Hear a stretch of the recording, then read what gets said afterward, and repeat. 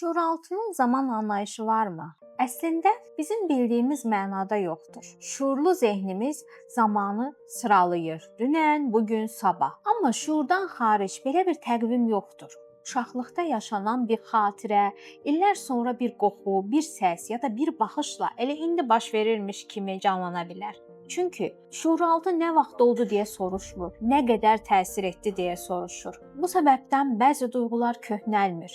Keçməmiş bir qorxu, bitməmiş bir həsrət, bastırılmış bir qəzəb zaman keçsə də içimizdə yaşamağa davam edir. Yuxular buna yaxşı nümunədir. Yuxuda illər bir neçə saniyəyə sığar, ölmüş biri ilə hələ də yaşayırmış kimi danışarıq. Çünki şuuraltı üçün keçmiş keçməmişdir. Qısacası, şuuraltı xronoloji zamanı bilməsə də, emosional zamanı çox yaxşı bilir və tamamlanmamış olan hər şey onun dünyasında həmişə indidir.